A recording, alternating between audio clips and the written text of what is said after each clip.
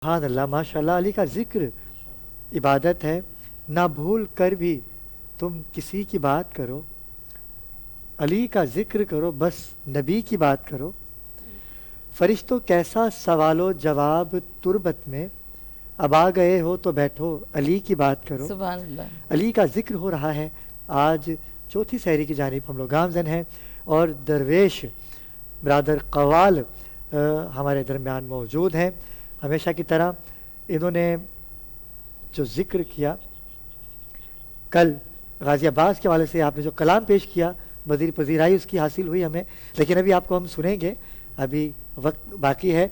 मैं चाहूँगा कि हमेशा मौला अली की बात किया करें, जितना हो सके अली का ज़िक्र किया करें, क्योंकि जनाब आयशा रज़ी अल्लाह ताला अन्हा ने भी हमेशा रसूल खुदा से यही सुना कि अली के चेहरे को देखना इबादत है।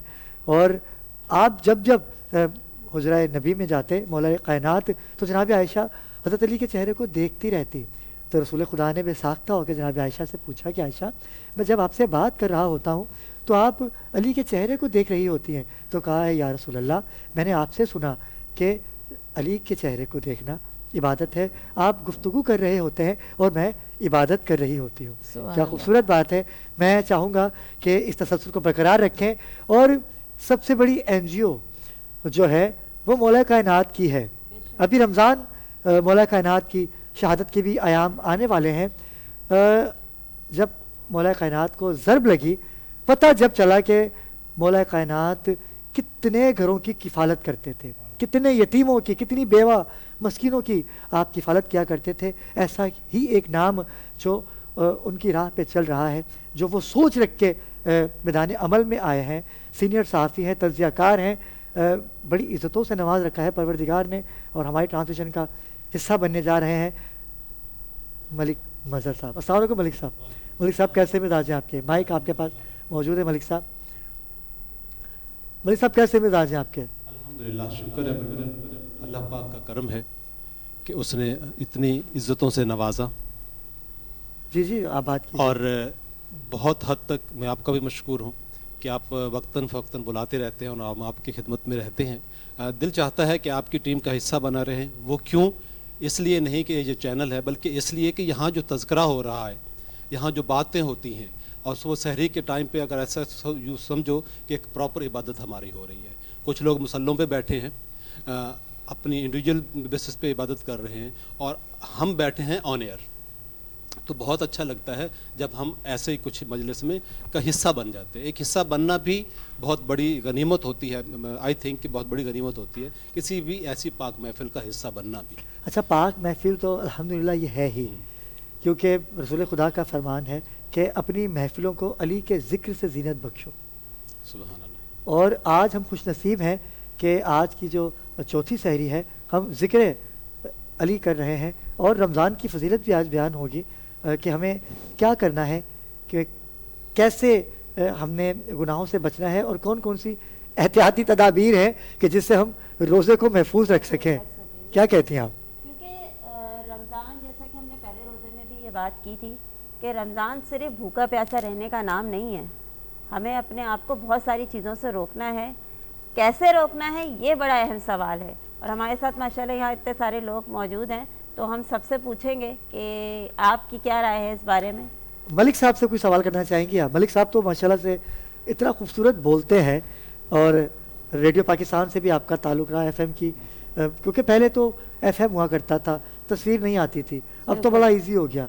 लोग आवाज़ के आशिक हुआ करते थे, FM की जो रुझान था वो आजकल ख़त्म होता जा रहा है। बड़ा रुझान था लोगों का रेडियो की तरफ, और अब वो नहीं मिलता हमें।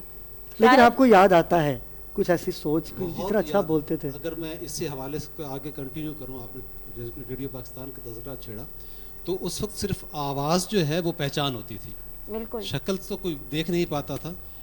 जब मैंने शुरुआत इसमें की तो यकीन जानिएगा कि जब मुझे पहले मैंने प्रोग्राम्स किए, तो एक लेटर्स जो पहला मिला था मुझे, वो आज तक मैंने संभाल के रखा। क्या बात है, वो एजाज़ है आपके वो लिए। मेरे लिए एजाज़ है कि लोग मुझे सुनते थे, और फिर इसी तरह जब प्रोग्राम होने लगता था तो लेटर्स जो थे इतने काफ़ी ढेर पड़े होते थे। अच्छा, आप PTV की बात करूं तो ہم بچپن میں دیکھتے تھے, آپ نے بھی دیکھا ہوگا کہ انکل سرگم آتے تھے, ٹھیک ہے, وہ ایک کریکٹر تھا وہ.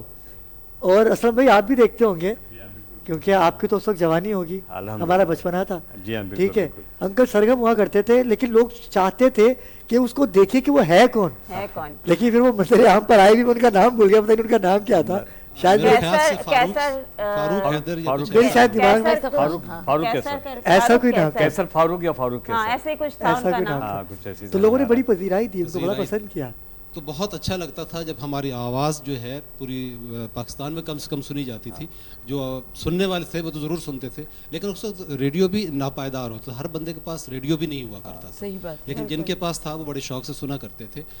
کوئی ڈرامہ ہوتا تھا تو بڑے شوق سے سنا کرتے تھے. لیکن باتیں چلتی گئیں, پھر آگے سلسلہ بڑھتا گیا, تو اس طرح سے سلسلے یہ کنٹینیو رہے ہمارے. مجھے یاد ہے ابرار کہ میں ایک دفعہ ریڈیو پاکستان پر محرم کے سلسلے کے 10 پروگرامز کر رہی تھی, پہلی محرم سے لے کر 10 محرم تک. تو ایک عالم دین نے مجھے بتایا, کہا کہ میری مجلس شام غریبہ آن ایئر ہوئی ریڈیو پاکستان سے. تو ان کے ایک دوست جو تھے وہ شپ کے اوپر سفر کر رہے تھے.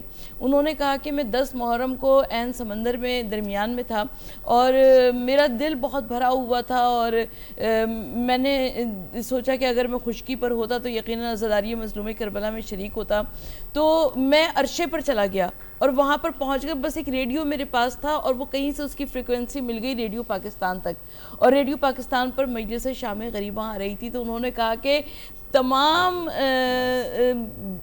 یعنی سمندر کے بیچوں بیچ میں ان کے لیے عزاداری کا مرکز و محور آپ کی مجلس تھی.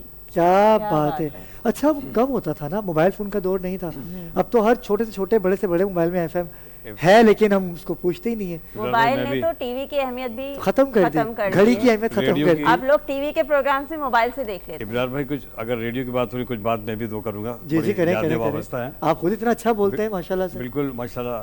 بات اتنی سی ہے کہ اسٹوڈنٹ لائف میں کراچی یونیورسٹی میں تھا اور کالج میں تھا, تو وہ لائف میں نے بہت ٹائم میں نے ریڈیو پاکستان میں گزاری ہے, ہمارے بندر روڈ پہ. جی ہاں, میں بزم طلبہ کیا کرتا تھا, بڑی اچھی شخصیات کے ساتھ ہم نے بیٹھ کے وہاں کام کیا ہے ماشاءاللہ. وہاں پہ آن ایئر ہوتے تھے, اس میں ہم ڈرامہ بھی کرتے تھے, لائیو ڈرامے بھی کیے ہم نے, لائیو ڈرامے بھی کیے, انٹرویوز کیے, اور بہت سارے آئٹم اس میں ہم کرتے تھے طلبہ کے لیے. جو ہوتا ہے ایک طلبہ ذرا پرام ہوتا تھا, ایک بڑا مشہور سا جملہ ہوا کرتا تھا, آواز کا جادو جگانا. آواز کا جادو جگانا, اور واقعی وہ آواز کا جادو. جی ہاں جی ہاں. اور یہ آواز ہی تو بات تھی, اور کیا تھا. اگر کچھ وائس آپ کو جو میری مل رہی ہے, یہ ریڈیو پاکستانی کے مرہون میں نظر, وہیں سے کچھ سینئرز تھے ہمارے ساتھ. اور آپ یقین کریں کہ اصل میں نے جب گفتگو کا آغاز کیا تو آواز نارمل تھی, جیسی ایف ایم کی بات آئی تو آپ کو انداز پتہ چل گیا ہوگا میرا, تو فوراً سے انہوں نے واقعی وہ لائیو آ گئے ایف ایم پہ. اسے کہتے ہیں ٹیلنٹ ہے آپ کے اندر. ریڈیو پاکستان ہو یا ٹی وی ہو, وہ مادر درسگاہ کی حیثیت رکھتا ہے,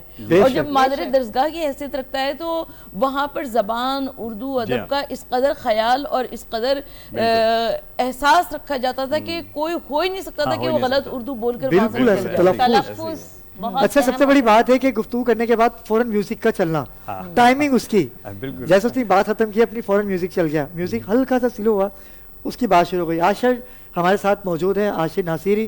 میں چاہوں گا کہ آپ کے کلام سے ہی ہم وقفے پہ جائیں. جب ہم وقفے سے آئیں گے تو آپ کا پسندیدہ ٹاپک اور پسندیدہ سیگمنٹ علماء کرام ہوں گے ہمارے درمیان, ہمارے ساتھ رہیے گا. بسم اللہ.